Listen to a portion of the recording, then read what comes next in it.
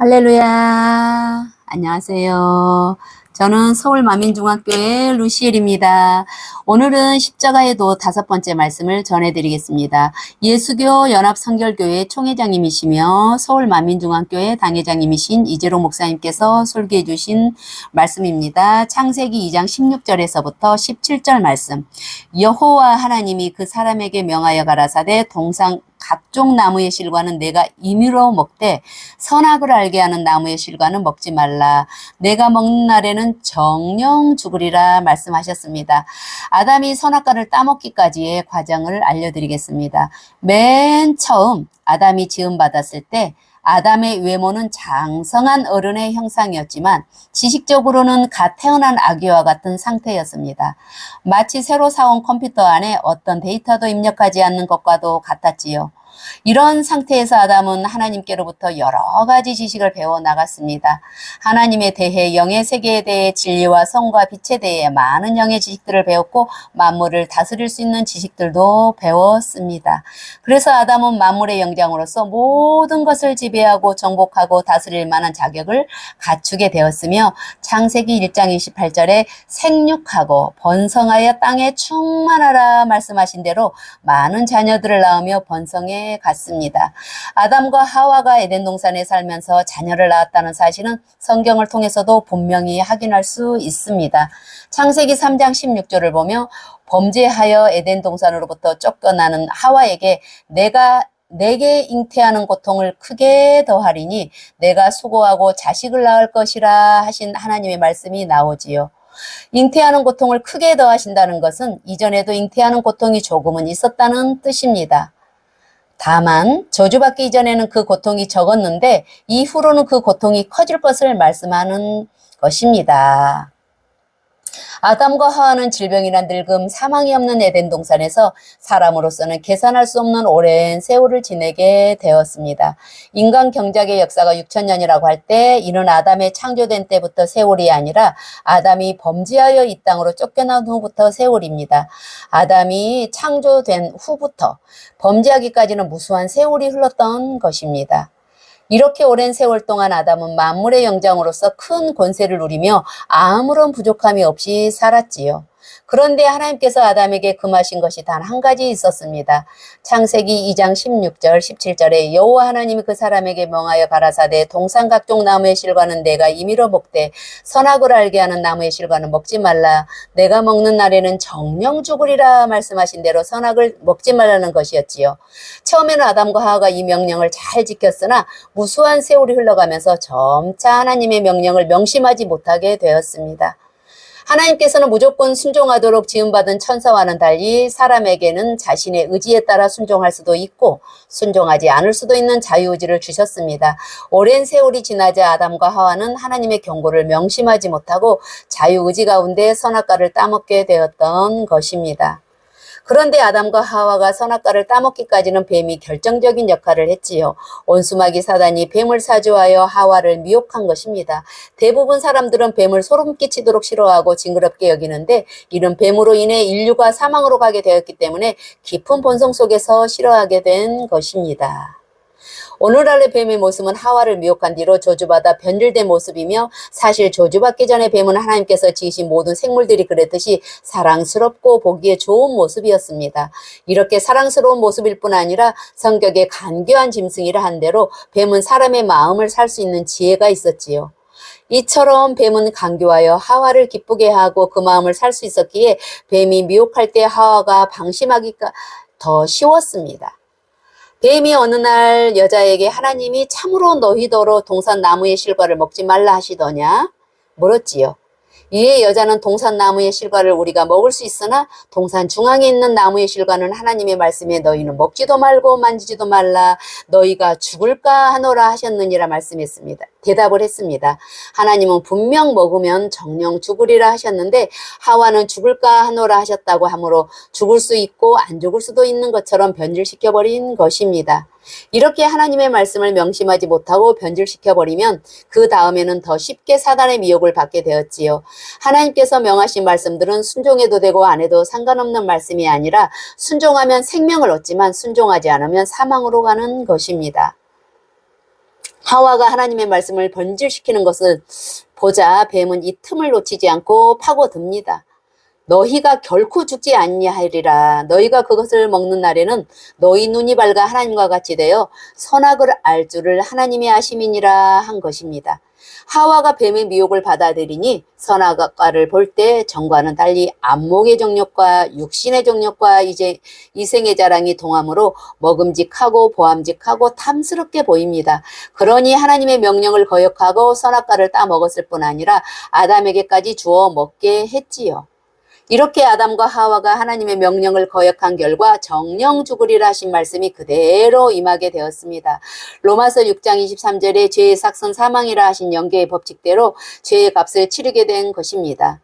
물론 아담과 하와가 선악과를 먹었을 때 당장 호흡이 끊어진 것은 아닙니다.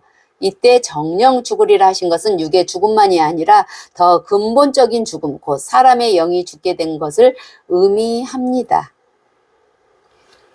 우리 눈에 보이는 사람의 몸, 곧 육은 영혼을 담고 있는 껍질에 불과한 것이며 사람에게 있어서 더 중요한 것은 몸 안에 담겨 있는 영과 혼이지요. 사람의 영은 하나님과 교통하면서 하나님으로부터 생명을 공급받아야 살 수 있는데 아담이 범죄하여 죄인이 된 후에는 더 이상 거룩하신 하나님과 교통할 수 없게 되었습니다. 그러니 하나님과 단절된 사람을 온수마귀 사단이 자기 것으로 삼아서 범죄하게 하고 마침내는 지옥으로 끌고 가게 되었지요. 사람의 몸이 죽어서 썩어 없어진다 해도 사람의 영혼은 소멸되지 않으므로 결국 지옥으로 들어가 영원한 형벌을 받게 되는 것입니다. 이렇게 아담과 하나님과의 사이의 교통이 끊어진 것을 곧 아담의 영이 죽었다고 말하는 것이지요. 아담의 범죄로 인해 아담 자신만 저주받은 것이 아니라 이후로 태어난 모든 아담의 후손까지도 아담과 같은 죄인이 되며 사망에 이르게 되었습니다. 뿐만 아니라 아담의 주관 아래 있던 이 땅의 만물도 다 같이 저주를 받게 되었지요. 창세기 3장 17절에 내가 내 아내의 말을 듣고 내가 너더러 먹지 말라 한 나무 실과를 먹었은즉 땅은 너로 인하여 저주를 받고 너는 종시토록 수고하여야 그 소산을 먹으리라 하신 대로 이제는 먹을 것을 얻기 위해서도 고생을 해야 합니다. 전에는 풍성하게 열린 과실을 따먹기만 하면 되었는데 이제는 땅이 저주를 받아 가시와 엉겅퀴를 내므로 아담이 직접 수고하여 땀을 흘려야 경작을 해야 식량을 얻을 수 있게 되었습니다. 이처럼 저주받은 만물 중에서도 뱀은 더욱 큰 저주를 받았지요. 창세기 3장 14절에 여호와 하나님이 뱀에게 이르시되 내가 이렇게 하였으니 내가 모든 육축과 들의 모든 짐승보다 더욱 저주를 받아 배로 다니고 종시토록 흙을 먹을 지니라 하셨습니다. 여기서 뱀은 영적으로 온수마귀 사단을 의미하며 흙으로 지음받은 사람을 의미합니다.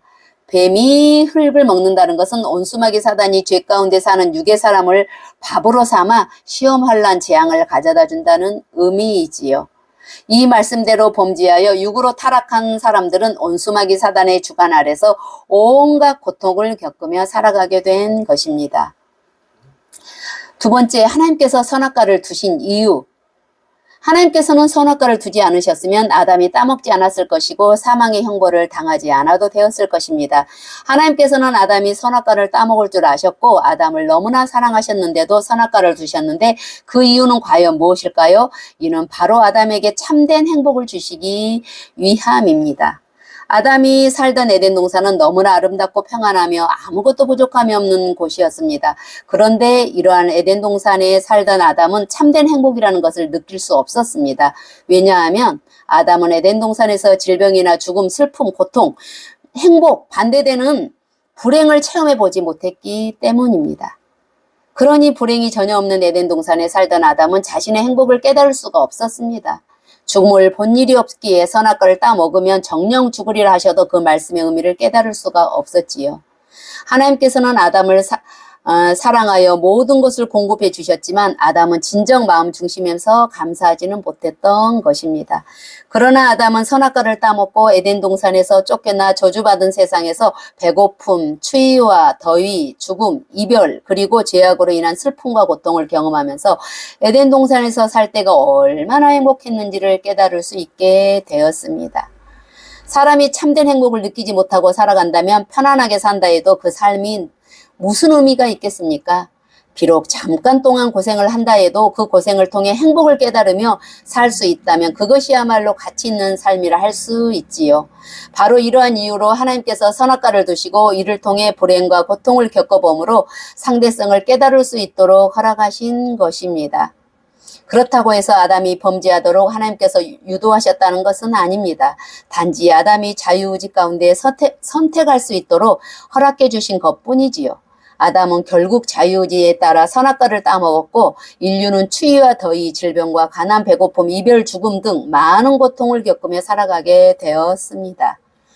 이렇게 이 땅에서 고통받은 경작의 과정을 겪어본 후에 우리가 장차 천국에 가면 천국의 삶이 얼마나 좋은지를 깨닫게 되고 그런 천국을 주신 하나님께 중심에서 감사하며 세세토록 기쁨과 즐거움 속에서 살아가게 되는 것입니다. 에덴 동산에 살던 아담과 달리 상대성을 경험해 보았기 때문에 천국이 얼마나 좋은지를 분명히 알므로 시간이 지난다 해서 변질되는 것이 아니라 오히려 사랑과 감사가 더해지기만 하는 것입니다. 아담은 선악과를 따먹음으로 불행을 체험하게 되었고 에덴 동산에서의 삶이 얼마나 행복했던 것인지를 절실히 깨달을 수 있었습니다.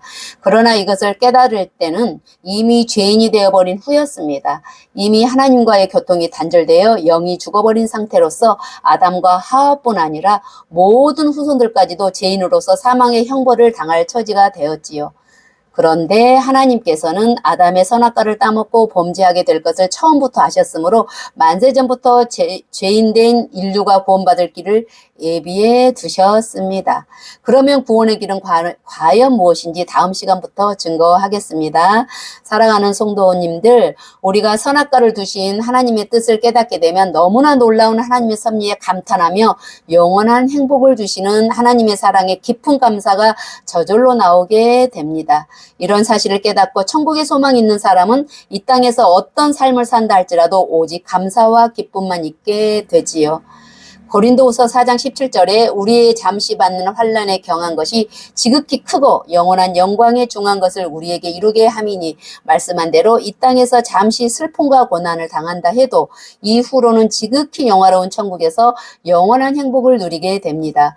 그러므로 우리에게 행복을 주기 원하시는 하나님의 사랑을 깊이 깨달아 하나님께 대한 감사와 천국에 대한 소망으로 날마다 기쁨이 넘치는 신앙생활을 할 수 있기를 주님의 이름으로 축원합니다. 감사합니다. 사랑합니다.